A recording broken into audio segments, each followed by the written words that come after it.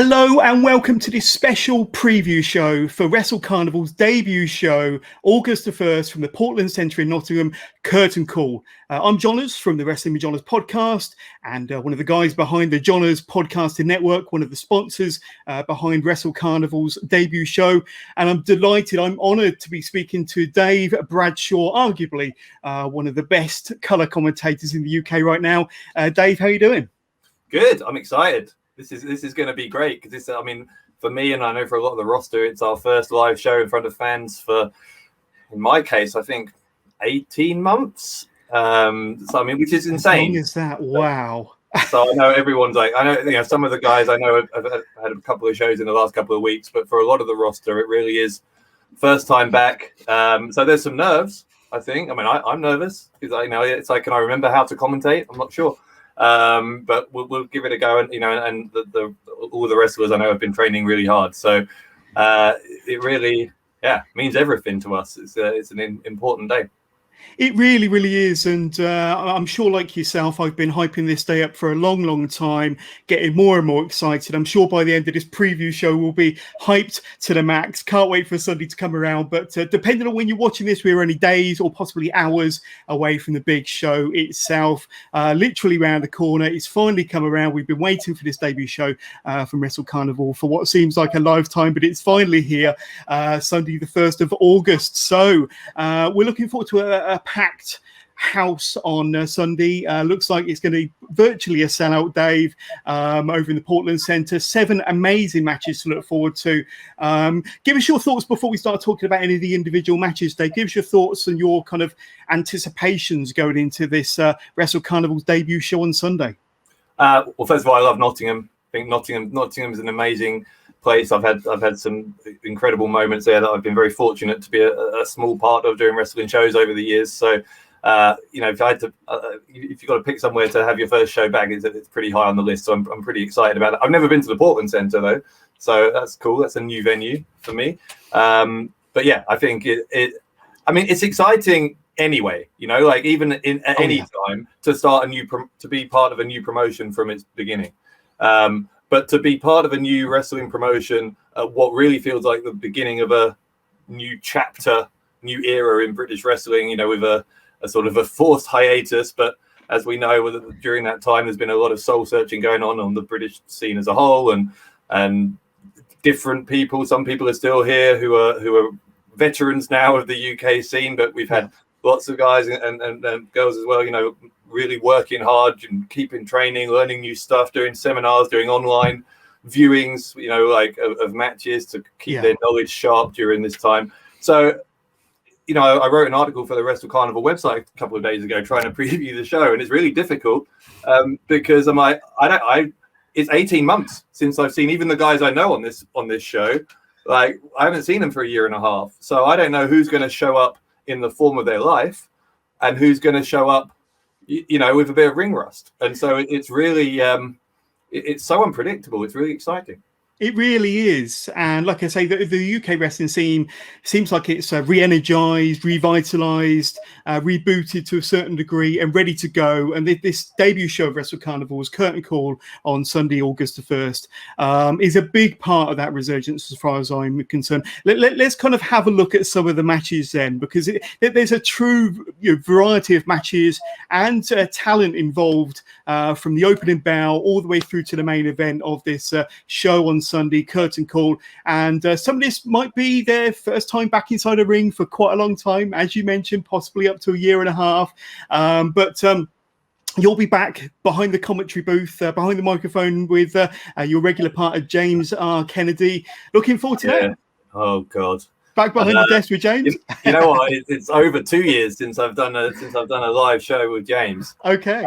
And he owes me money from back then, because he's always got some get rich quick scheme, some pyramid scheme that he's decided is going to make him a multi-millionaire. And for some reason I caved a couple of times in early 2019 and lent him some money. But I was saying to someone the other day, I'm like, I bet you he knows he owes me money, and yet I bet you he shows up with like a completely empty wallet but a brand new sparkly jacket, and that will be like if there's one thing I can say, I've been saying, lots of people will have changed. Some people will have improved. Some people will this, that, and the other. The one person who never changes is James R. Kennedy. He's always every bit as annoying as he always has been. Oh, wonderful. I can't wait to see and hear you guys back behind the commentary desk for sure. But let's get into the first of 7 matches. And we're just going to give a quick preview, a quick rundown of the competitors and the matches involved on Sunday at Curtain Call. And like I say, the card is absolutely stacked. The matches, as we go through it one by one, just kind of blows the competition out of the water as far as I'm concerned. The first match, I don't know if this is going to be the first one on the night, but the first one I want to talk about is Danny Black, Callum Newman, Joe Landau, and Maverick Mayhew. I'd love to know your thoughts on this one. It's one of the most hotly anticipated matches on Sunday. This will be a 4-way match featuring some of the hottest young, athletic, high-flying talent, not just in the UK, but as far as I'm concerned, pretty much anywhere right now. I had Joe Landau on my podcast, Wrestling with Johners, a few weeks back, and he agreed with me that this match is going to be high octane and could very well steal the show.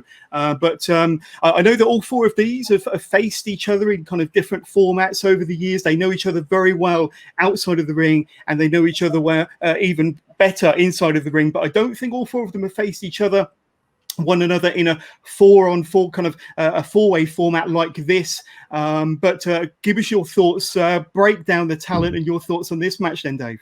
It's like the wrestling equivalent of watching a firework display where all the fireworks are trying to hurt each other. Yeah, like, that's sort of how it feels to me. Like it's going to be just spectacular, as you say, from start to finish. But yeah, you're right. I mean, a lot of these guys know each other, have trained with each other, and so in this case, unlike some of the other matches on the show, I don't think there is necessarily a deep personal dislike here. But what there is a huge kind of can you top this sort of competitiveness between these guys.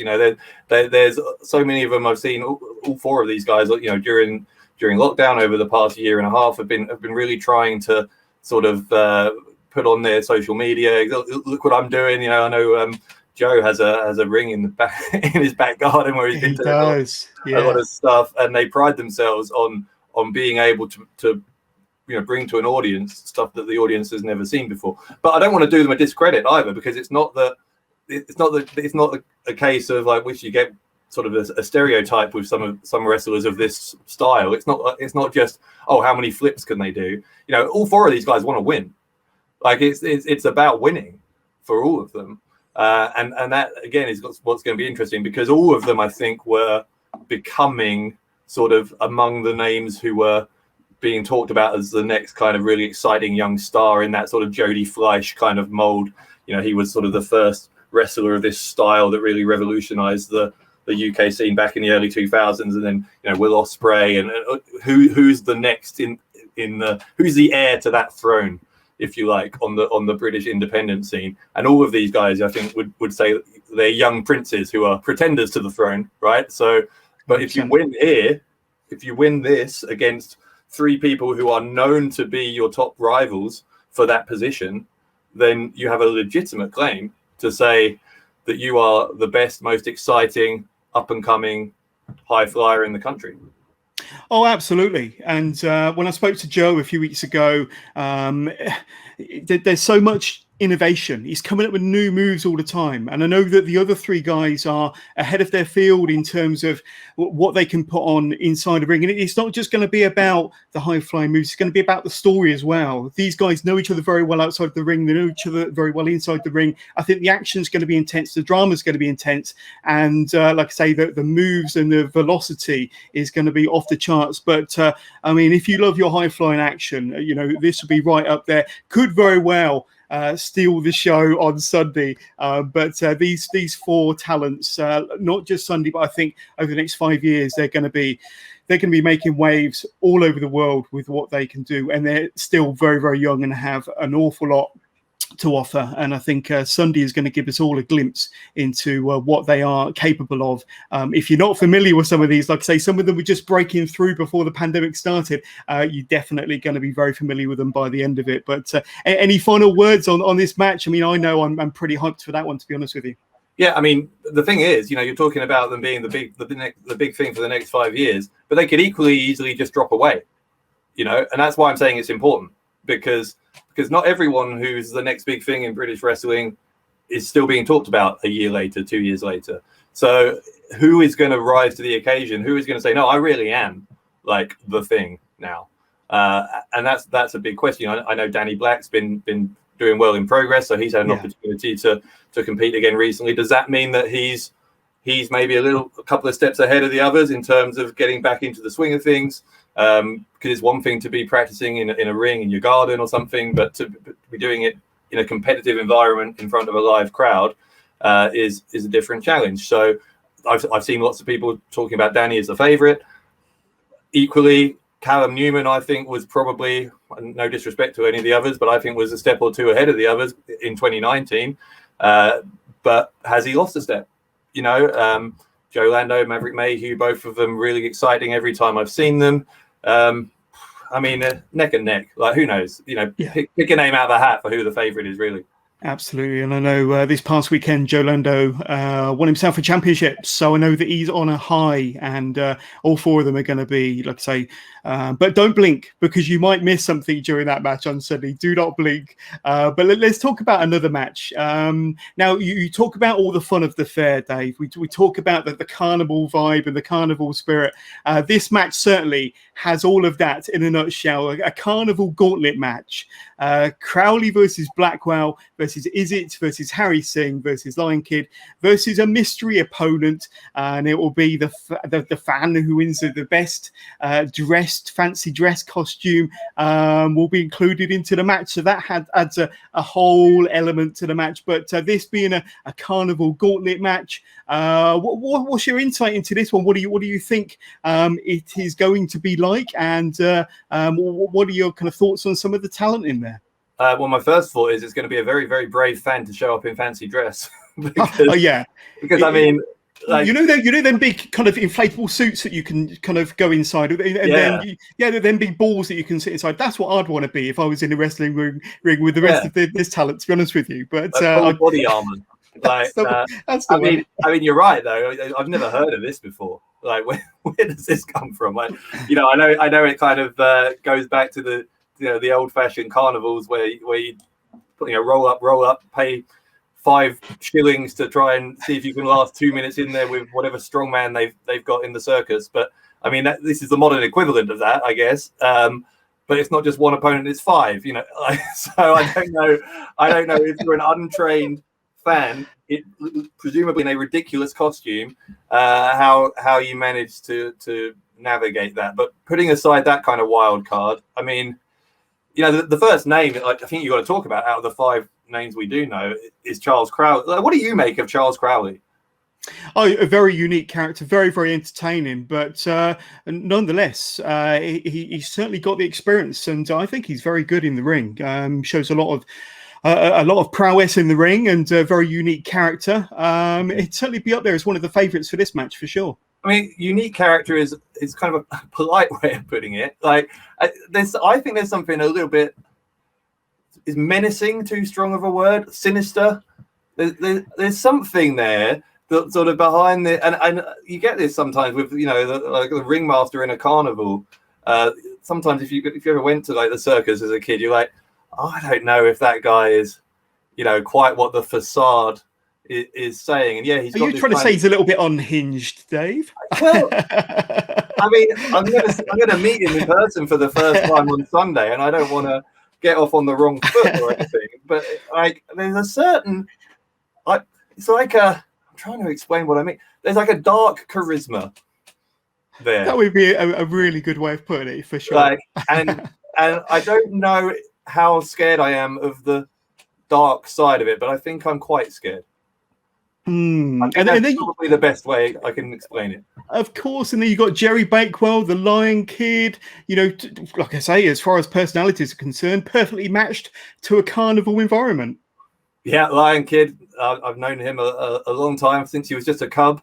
And he's been working his way around the UK scene and beyond for well over a decade. I don't think I've actually commentated on him for over a decade. So it'd be great to see him and see the fully grown lion that he has become. But it's a lion man now, really.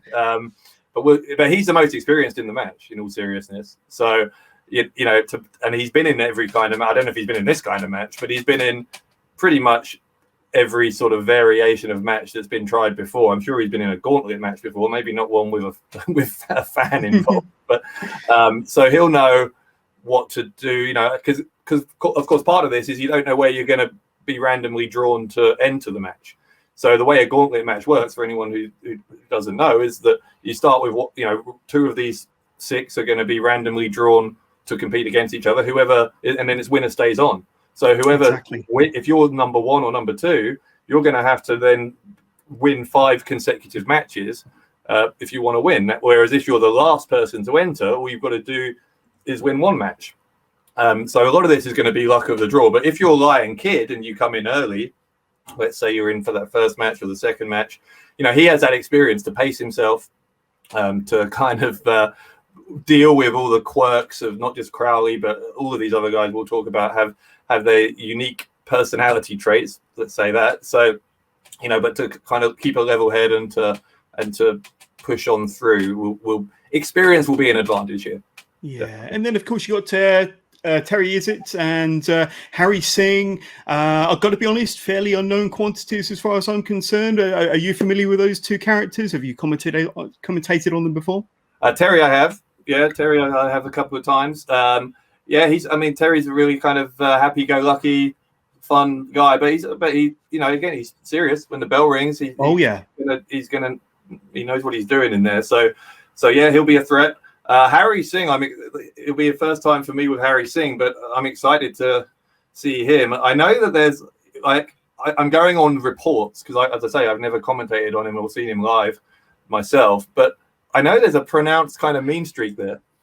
So it will be interesting to see with Harry Singh, how he interacts with a live audience.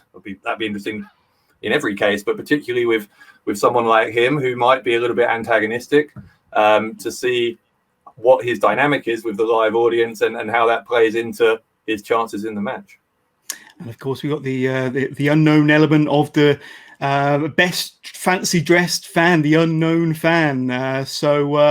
If you're planning to go on Sunday to Curtain Call in fancy dress, make sure it's a good costume. You could end up finding yourself inside the ring in this gauntlet match. You never know. The next match we shall talk about, Dave, and preview Charlie Sterling versus Brady Phillips. So this match was announced, only hours before I had the chance to interview Charlie Sterling last Friday, so only a few days ago, and we spoke kind of at length about his up-and-coming match for Progress against Cara Noir. So this is going to be a big weekend for Charlie Sterling. On Saturday, he's got Cara Noir. On Sunday, he's got Brady Phillips. But Brady is going to be a fierce competitor for sure. I don't know too much about Brady. I know he's been on the circuit for about 5 years. He's wrestled predominantly kind of in the Midlands and up north. But I'm intrigued by this match. It's been the first time that I've seen Charlie Sterling and Brady in the flesh.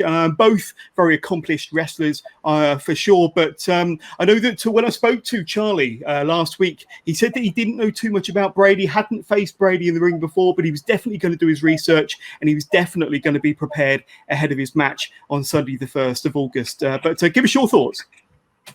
I've known Charlie quite a while. Again, he's another one, a bit like Lion Kid, who I haven't commentated on for quite a while, actually, even before the pandemic. But I don't know if it's...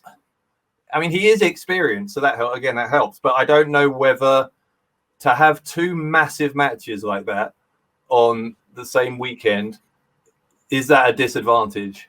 To be facing Cara Noir in Progress is huge, and to be in such a big marquee match in the first show of Wrestle Carnival is also huge. So, there's only so much attention that you can pay to there's only so many hours in a day that you can spend doing your homework and whatnot. And if that attention is divided two different ways, then really you've got only half the preparation time. Obviously some of the physical preparation helps either way, but I don't know, particularly because the Cara Noir match is Saturday, right? And correct.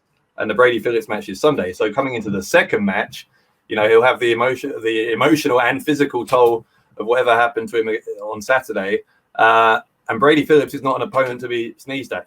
He's someone I have commentated on a few times in the fairly recent past, in sort of 2019 and 2020. So and he's an athlete, like a real athlete. He's one of the best pure athletes in the British industry at the moment. He'll come.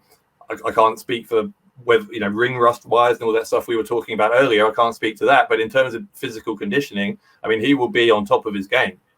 I'm sure Charlie will be as well, but Charlie's going to have that added burden to it. So Charlie does have. I think I don't know exactly when they both debuted, but he must have at least twice the amount of experience. I would say so. But no amount of experience can prepare you for having to do two huge matches in 2 days. So we'll see if that's a factor. Absolutely. Look, so I'm very intrigued by this one. I think this one intrigues me because it's difficult to call as well. So I can't really kind of pick them on this one. Not that I'd like to on this preview show anyway, but certainly going into it, I'm going to be watching this one with eyes wide open to see how the match unfolds. But certainly looking forward to this one. And I echo your sentiments regarding Charlie coming straight off the back of the big world title match for Progress the day before.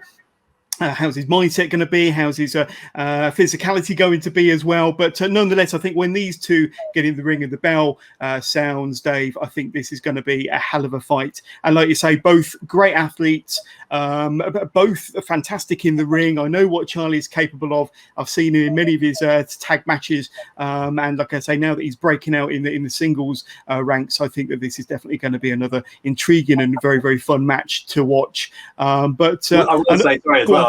I say it's overdue for Charlie. Charlie's been one of the most underrated guys on the UK scene for several years, I think now. So for him to be getting the recognition, getting these sort of main event level matches in multiple promotions at the same time, yes, it's a burden. Yes, if you put too much on your plate, then it could come back to bite you. But I can see why he's doing it. To be given these opportunities that are long overdue to him, you're not going to turn him down. It's just how he can handle them. Can he take all these things into his schedule and yet still come out victorious more times than not? Oh, absolutely. And like I say, I recommend anybody to go out there and watch and listen to my interview with Charlie Sterling, because it's very, very insightful as he prepares for this match on Saturday against Cara Noir, and as he prepares for his match against Brady Phillips on Sunday. We talk about what a fantastic opportunity these two matches are for him, and we also talk about how this could be his breakout year. So definitely worth checking that out. But speaking of high caliber talent and breakout years, I mean, these two stars have had a fantastic year, and that's Warren Banks versus Elijah. Like I say, they were really, really kind of finding their form and getting to the top of the pile. 2019, 2020, then we know what's happened. But like I say, that I know that Warren Banks and Elijah have featured on Progress shows, so we have seen them on telly. They haven't had an opportunity to knock off the ring rust. But what I know is these two are two very, very passionate, very, very intense wrestlers. I think putting them in the ring together, you're going to see a lot of chemistry, but a lot of hard-hitting action as well, Dave. Yeah, this is one of those matches where I don't think I might be wrong. I don't think I've ever commentated on either of these two live. But again, it's one of those ones where I've heard rave reviews from anyone who's been a part of them, and I've seen them both on TV as well. On the various televised stuff that they've done. So it's once more. I'm sorry to be like a parrot, but it is hard to call. I just think whoever shows up in the right, and this is true of several of these matches, whoever shows up in the right frame of mind, and is ready to adapt, because even those guys who've been on Progress, like you were talking about, or other indie promotions that have been running with a very small or no audience, that in itself is a different challenge completely to working in front of a live crowd. The live crowd adds such a sort of an unpredictability to a wrestling match, because you don't know how they're going to react, and you don't know how if you're a wrestler, you don't know how you're going to react to that reaction, right? Yeah. And so who of them can utilize the energy, and there will be energy, I don't doubt that, right, from having a crowd who are just as hungry to get back into watching live wrestling as we 100%. are to perform. In case of like Banks and Elijah, like you said, two guys who are very well matched on paper, but it's going to be, which one of them can come into this situation and go, okay, cool, I've forgotten what this sounds like or what this feels like, or and can get back in their zone, get back in the swing of things quickest. This could be over in 2-3 minutes if one of them gets in the zone quicker than the other, or it could go 20-30. You really don't know. Yeah, and this is another one of the matches where you can't call. There's so many factors that go into it, and so many possible things that could affect the outcome of this match as well. And like I say, two very, very evenly matched wrestlers. And like you say, that they've been performing on Progress No Fans. This is a different entity altogether, being out there with a sellout crowd at the Portland Center. It's going to be a fascinating one. And I think it's going to be a hard-hitting match. It's going to really draw the fans in. It's going to be another one of those matches to watch and keep your eyes firmly open on this one. But I'm intrigued. I love both wrestlers. Can't wait to see them in the flesh. That's going to be a really, really fun match. But Dave, speaking of fun matches, the next match we're going to talk about is the Fatal 4-Way for the Catch Pro Wrestling Women's Championship. Sky Smithson, Heidi Katrina, Lizzie Evo, the champion, going into it, of course, versus Ivy. So we've had a few big announcements relating to this match over the last week or so.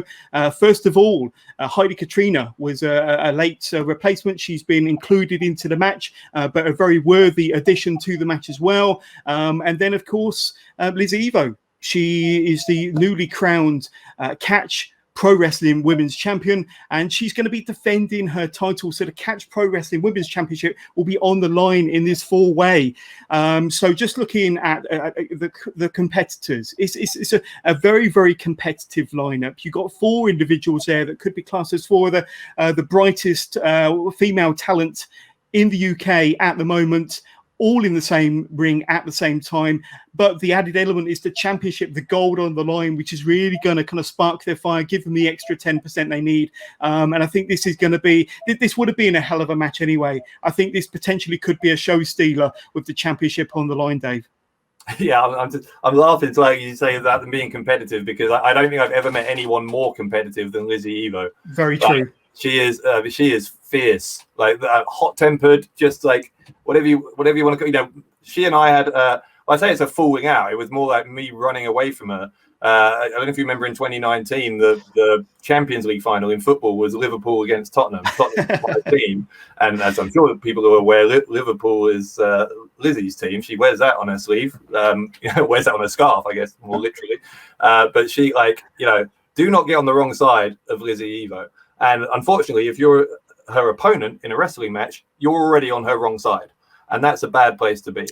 So it doesn't surprise me whatsoever that she has, as soon as wrestling has come back with live crowds, that she has picked up a championship. I think that's the 3rd one that she now has. I mean, she is just kind of picking up just about every honor she can in British wrestling right now, and she's going to be hard to beat. Having said that, Sky Smithson is one of the toughest fighters, male or female, that I've seen on the British scene in recent years, and she's another one, as you say, who I think was really coming into her own right before everything kind of froze. So, if you had to pick someone who could match the aggression of Lizzie, you'd probably pick Sky Smithson.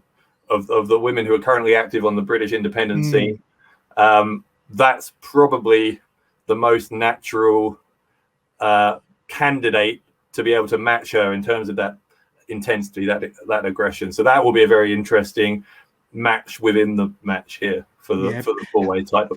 Heidi Katrina, as you say, she needs to take advantage of this last minute opportunity that she has. Oh, yeah. I mean, it's a double-edged sword for her, because She hasn't had much time to prepare for this, obviously, because she was brought in as a last-minute replacement when Mercedes. That could play in her advantage, though, Dave. That could be exactly, right, because they haven't had time to prepare for her. Exactly. So, she can really. I mean, imagine if she comes in here 4 days ago, she wasn't even in the match. Imagine if she walks out and walks out with the catch title. I mean, that's a massive moment and a massive opportunity that she will have seized if she's able to do it. Ivy, I think, is the wild card for me, because she's another one I haven't seen live before. Another one I've heard good things about. But it's, I don't mean to talk her down before I've seen her, and I'm sure she's going to be great. But she's going to have to go some to hang with Lizzie and Sky. So I hope that everything I've heard about her is correct, because she's going to need to be a really elite level athlete, and not just in terms of like ability, but in terms of desire, in terms of will to win. Sorry to use kind of a few sort of cliches there, but it's true, right? So you're going to be in there against. I can vouch for Lizzie and Sky that they are both hungry to win this match. Heidi, I don't know, but I'd imagine, given the opportunity that's been kind of presented to her, that she's going to be equally determined to win this. So if Ivy can match those, then all bets are off. Yeah, absolutely. And the other thing to think about and to consider is being a fatal four-way. I'm assuming that it doesn't necessarily need to be the champion that's pinned to win the championship.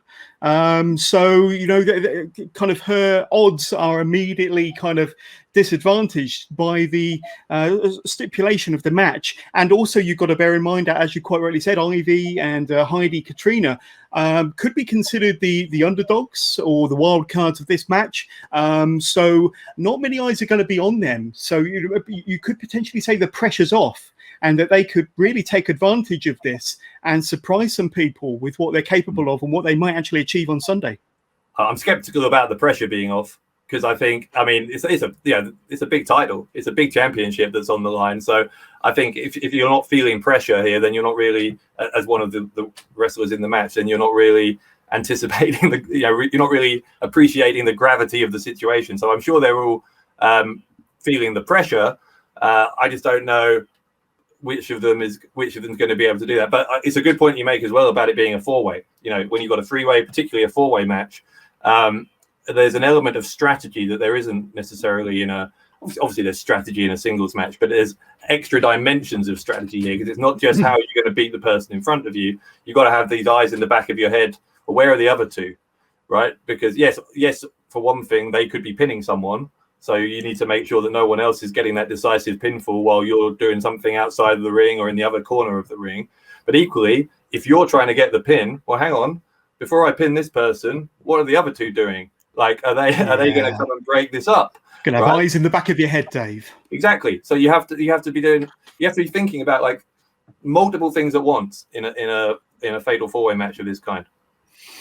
Yeah, and like I say, it's another. What we're finding out with all of these matches as we're going through them is every match is different. Every match is intriguing for its own reason, for different reasons. And that four-way for the championship, wow, yeah, keep your eyes peeled. That's going to be amazing. And like you say, lots of different elements, lots of potential outcomes. But Lizzie Evo is not going to give up her championship that easy. And we'll see. Yeah, that's going to be a tough match. All four women will, they're going to give a hell of a competition on Sunday. The next match, now there was an added stipulation to this match only hours ago. And of course, we're talking about Chris Ridgeway versus Jay Joshua, a submissions match, which is ideally suited to these two competitors, both experienced, renowned strikers and submission specialists. Putting these two in the ring together is going to be, it's going to be kind of one of them technical masterpieces that you're not going to see replicated in many other promotions this year. But Chris Ridgeway, Jay Joshua, this one's going to be a hell of a match. Once again, I know this is an old cliche, and we've said it a few times already, but this is another match that could potentially steal the show. But this is going back to basics, and I think that these are the type of matches that traditional wrestling fans love to see. And this one with the submission stipulation is going to add that extra exciting element to it, Dave. Yeah, I don't know Jay, but I do know Chris. and I know Jay by reputation, but I haven't met him. Chris, I can absolutely promise you, will have been rubbing his hands with glee when this was made into a submission match. I mean, it suits him down to the ground. Obviously, Jay knows his way around a submission hold as well, so it's not like it's bad news for him. And in some ways, if you had to bet, well, how, even before it was a submission match, well, how's the match between Chris Ridgeway and Jay Joshua going to end? Submission was probably the odds-on favorite means of it ending anyway. But in a way, this kind of just cuts out all of the dead wood. Well, we're not even going to bother with trying for pins because we all know this is about submission, right? And so it's just a case of who can manipulate those limbs, who can inflict the most pain. And Ridgeway, I know, knows so many ways to beat you, so many different ways, and he can be doing things to like 5 different parts of your body at once as well. What I always find just absolutely mind-blowing with Chris Ridgeway is just like he's always thinking, he's got you locked up, he's got you in an arm lock, and he's got you around the neck as well, and he's like, what can I do with that stray leg? I'll bend that this way, it's not supposed to go that way, and just always sort of thinking, how can I torture this guy more? It sounds unpleasant, but in a wrestling match, particularly in a submission match, that is exactly the aim. And so Ridgeway will be, he'll be delighted. Jay Joshua will be as well.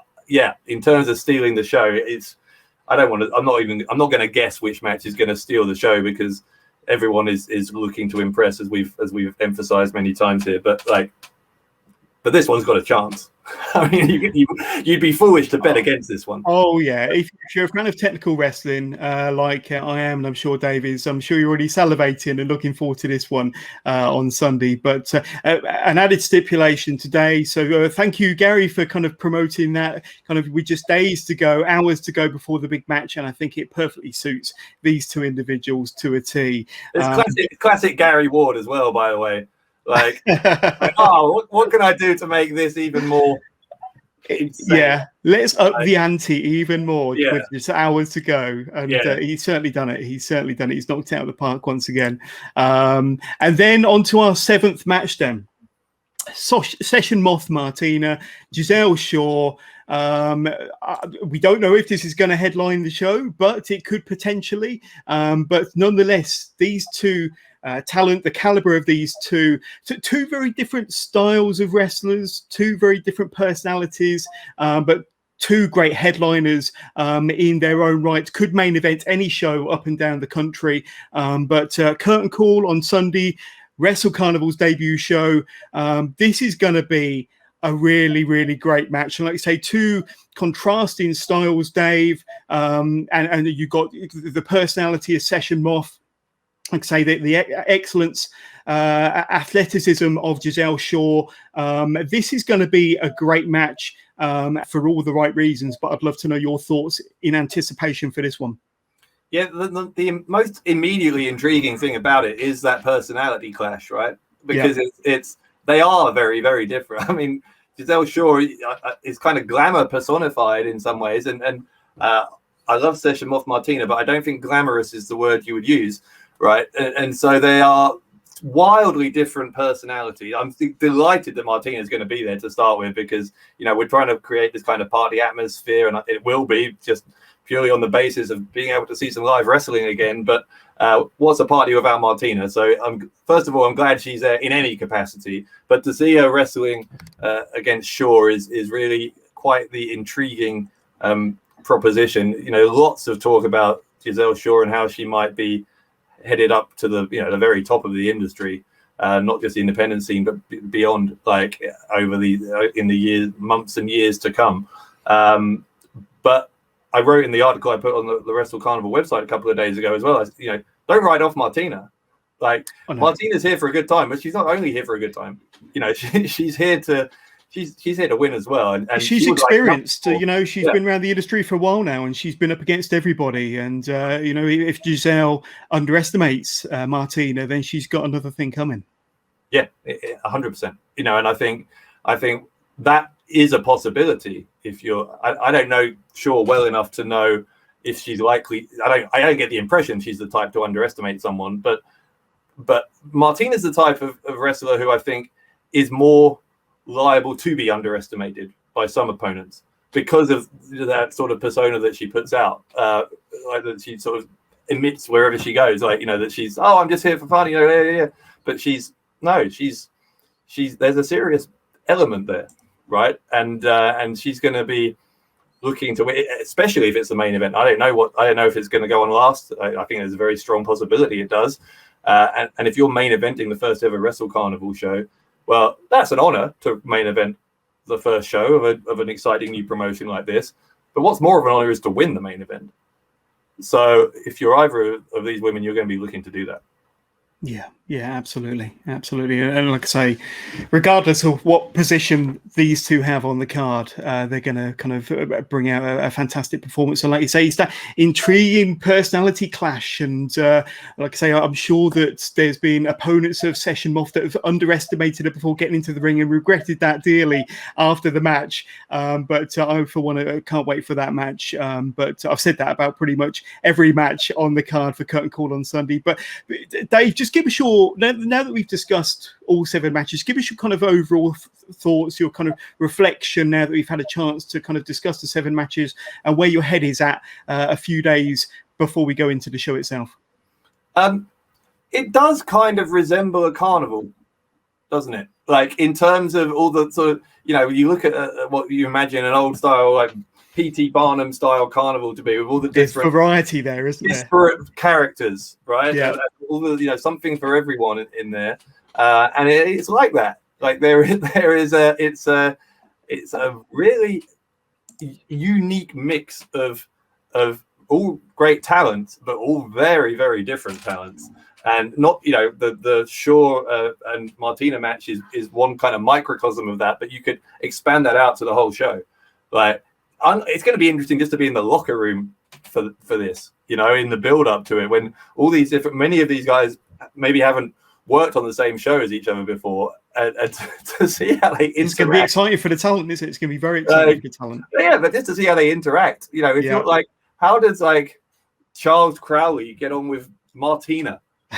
Like, I mean, you know, I could pick out different names all day and say, what's that interaction gonna be like? Like, you know, there's this time-honored sort of thing backstage at a wrestling show where you shake everyone's hand when you say hi, and there's sort of different. You always see these different dynamics. Oh, does he get on with her? Do they get on? Like, never, you know, never is that going to be more true, and it will translate as well. Obviously, the live audience don't get to see that, but what they do get to see is how those relationships translate into in-ring performance. And yeah, I mean, it's a menagerie of different humans. I like the way you put that.